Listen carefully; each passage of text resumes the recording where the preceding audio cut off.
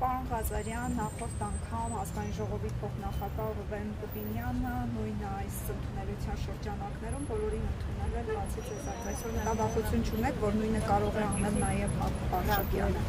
Չեմ կարծում, որ նույնքան կվարվի պարոն Արշակյանը, որովհետև առավել ևս, որ ես դրանից հետո հաղորդում եմ տվել հանցագործության մասին, իրավական գնահատական տալու Ռուբեն Ռուբինյանի վարքագծին եւ կարծում եմ, որ Հակոբ Արշակյանը իմանալով, որ նման վարքագծի դրսևորումը քրեորեն պատժելի արարքա, չեմ կարծում, որ ինքը կգտնի իր գործընկերոջ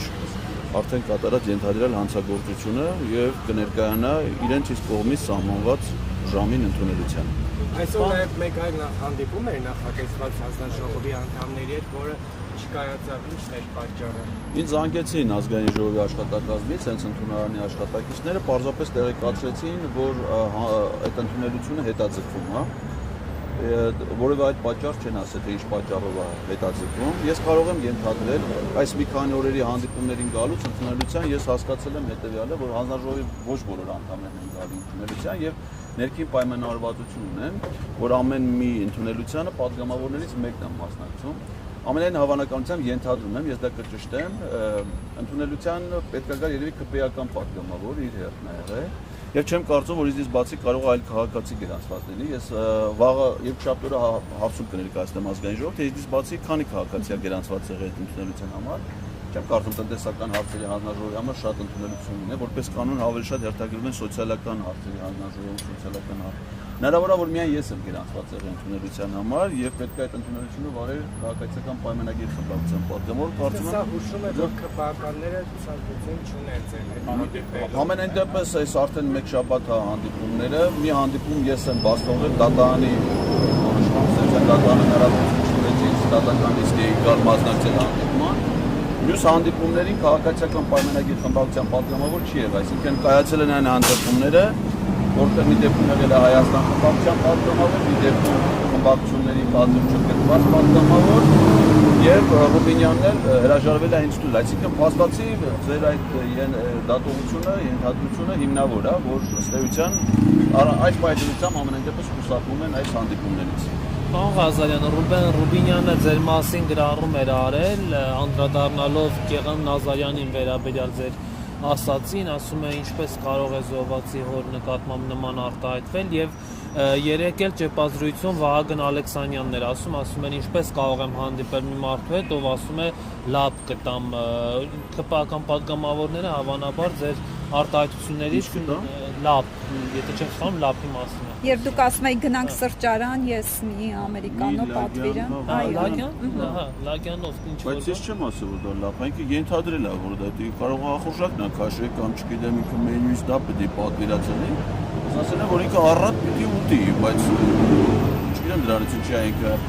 անհանգստացել, բայց պատգամավորը կհայմանա, որ այո, քաղաքական խոսություն կարող է նաև հանդիպել իր հասցեին ոչ միայն փառաբանող խոսքեր, ինքը պատմել է, որ երբ որ Գյումրիում դուրս է եկել մարդկանց հետ հանդիպման, մեծ մաս ասել են, որ իրան սիրում են։ Ինչ-որ մարդիկ են եղել, որ Վահագն Ալեքսանյանին ասել են, որ իրան սիրում են եւ եթե նա լսել է նման խոսքեր, ուրեմն պետք է նաև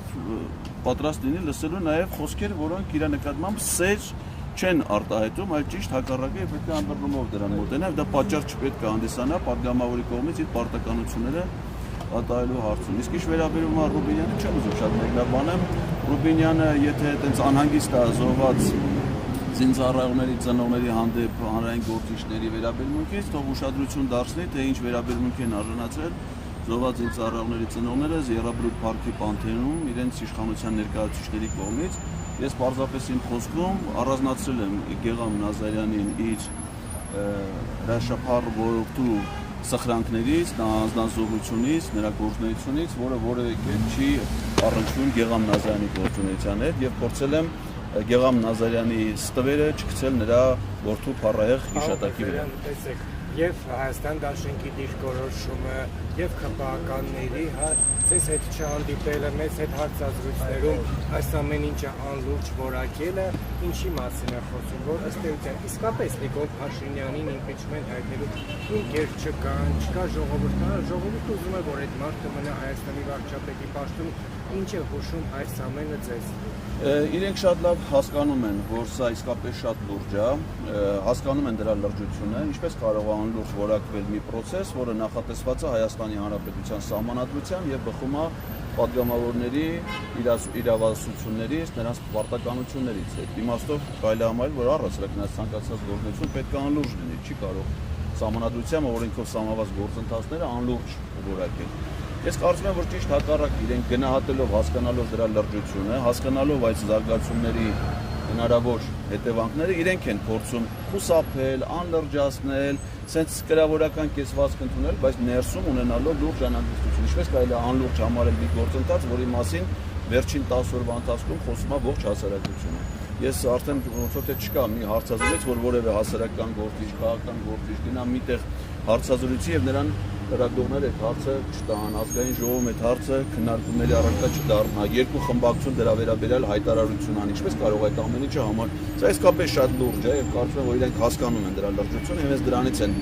վախենում, տենց բան լինում է, չէ՞, որ մարդը դժվար վիճակի մեջ է հայտնվում, ստրեսի մեջ է հայտնվում, միշտ չի որ լացում է։ Երբեմն նաև ծիծաղում է, այսինքն այդ ստրեսի արտահայտման ձևը, հիմա իրանց մոտ կարծում եմ ստրեսի արտահայտման այդ ձևն է դրսևորվում։ Այսքան ժամանակ հանդիպում ունեցել եք, հա, քաղաքացիների ընդունելության շրջանակներում, ինչ եզրահանգման եք եկել ընդհանուր։ Ինչպես է տրամադրված։ Առայժմ համենայն դեպս այն պատգամավորների հետ, որ հանդիպել եմ, երկու փաստացի ես երկու հանդիպում կայացել։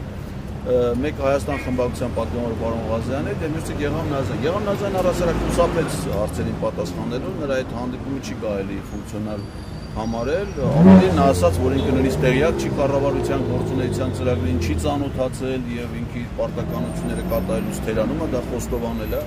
անիմաստ է շարունակել, իսկ պարոն Ղազարյանը ըստ էության համաձայնություն տվեց, որ կառավարության ծրագիրը չի կատարվում եւ խոստացավ, որ այդ մասին իմ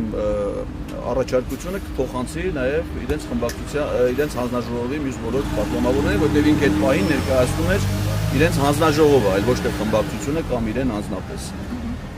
Շնորհակալություն։ Ես շնորհակալ եմ։ Համ երկուսին է,